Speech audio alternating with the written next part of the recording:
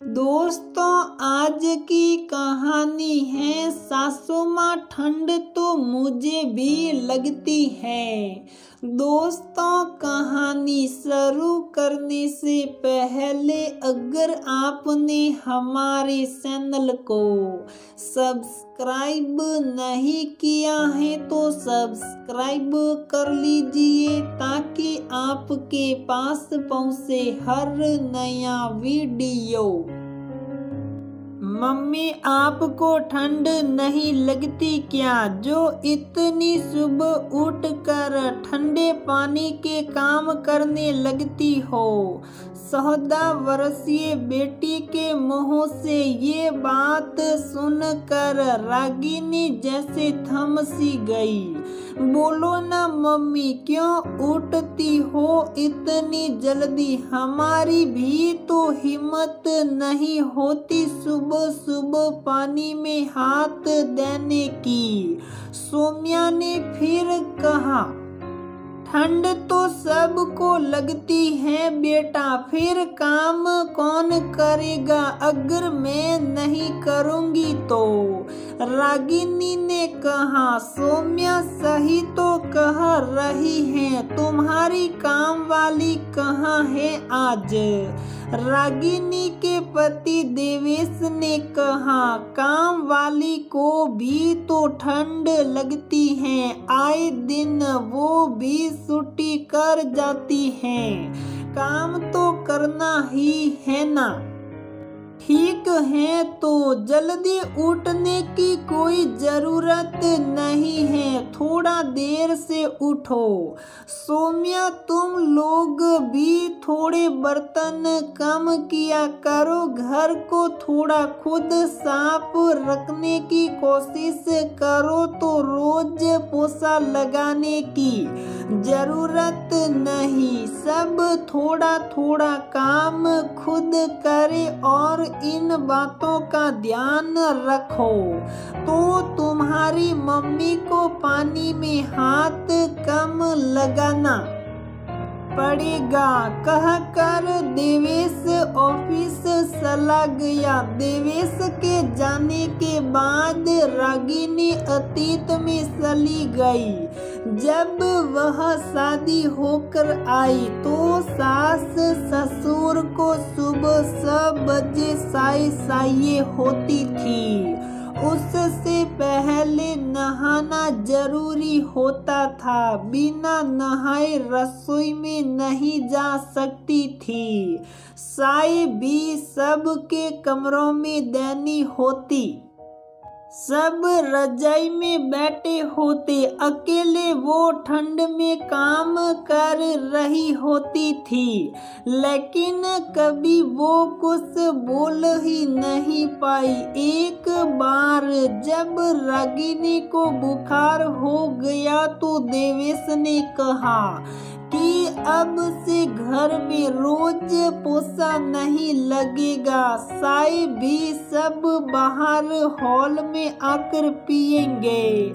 सासू माँ का मुंह बन गया। 2-4 दिन तो देवेश के कहने से चला, लेकिन फिर वही रूटीन शुरू हो गया।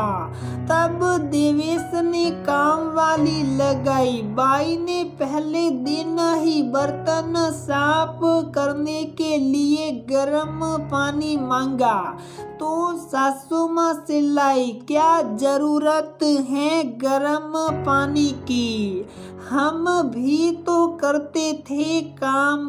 लेकिन रागिनी ने बाई को गर्म पानी देना शुरू कर दिया और उसे चाय देना भी ना भूलती। लेकिन बाई 1 महीने से ज्यादा घर में टिक ना सकी।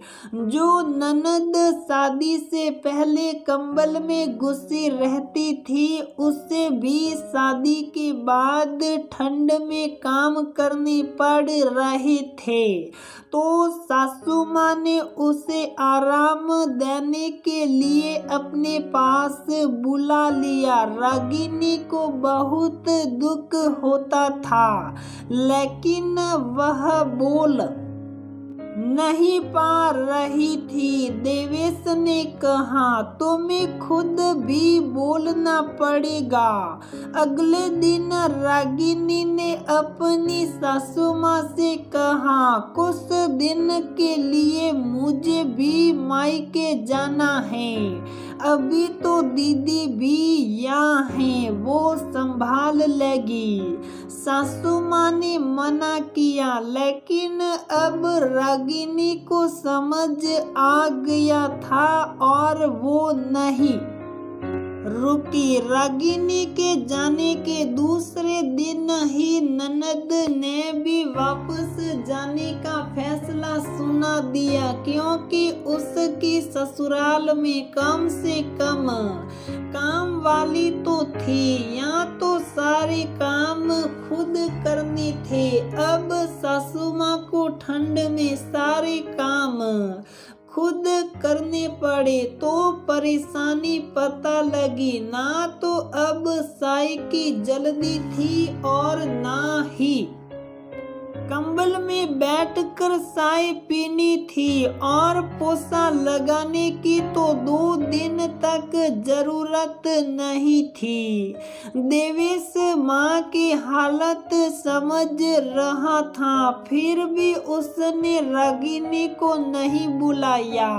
सोते दिन सासू माँ ने काम वाली बाई को बुला लिया और उसके लिए पहले से ही गर्म पानी और चाय तैयार कर ली। देवेश ने उनकी तरफ आश्चर्य से देखा तो बोली, मुझे पता है ठंड तो सबको लगती है। अब सासू माँ बोली, बहू को जब चाय बुला लेना। मुझे समझ आ गया है, ठंड तो सबको लगती है। देवेश हंसा और अगले दिन ही रागिनी को बुला लिया।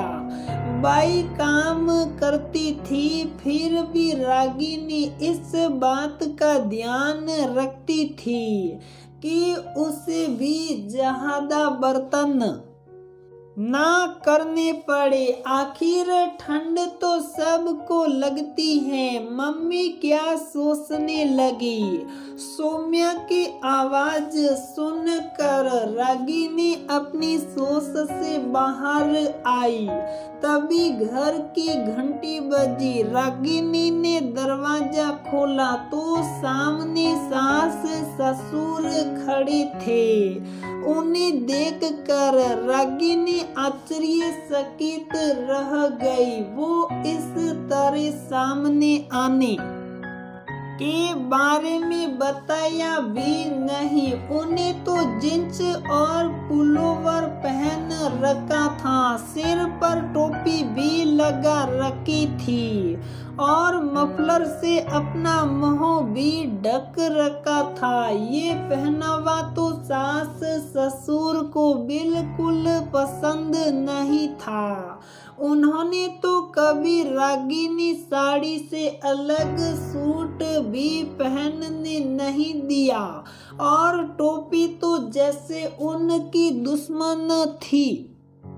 और आज रागिनी की केवल आंखों को देखकर वो भी शायद उसे पहचान नहीं पाए। अरे सौम्या बेटा, कहाँ है तेरी मम्मी। सौम्या हंसी। ये आपके सामने कौन खड़ा है। रागिनी ने मफलर हटाया और दोनों के पैर सूते हुए बोली, मैं अभी कपड़े बदल कर आती हूँ, रहने दे बहू, हमें पता है ठंड सबको लगती है। साड़ी में कितनी ठंड लगती है, अब मैं भी समझ गई हूँ। देख, मैंने भी गर्म सूट पहने हुआ है। तब रागिनी ने ध्यान से देखा। आज पहली बार सासू माँ को सूट पहने देखा था। सासू माँ हंसी, ज्यादा सोच में मत पड़। सल जल्दी से चाय बना और मैं पकोड़े बनाती हूँ, फिर सब एक साथ बैठ कर चाय पिएंगे। रागिनी अपनी सासू माँ के बदले रूप पर हाथ पर्व से चाय बनाने चल दी। सही बात है, ठंड तो सबको लगती है, कोई कह देता है, कोई चुपचाप सहन करता है। दोस्तों, आप ही बताइए, क्या ठंड सबको नहीं लगती? चाहे बहू हो या काम वाली बाई, चाहे आपका सिक्योरिटी गार्ड हो और चाहे रिक्शा वाला, सब इंसान है, तो ठंड तो सबको लगती है। हम भले ही किसी के लिए कुछ नहीं कर सकते, लेकिन इंसानियत तो रख सकते हैं, दूसरे का दर्द समझ सकते हैं।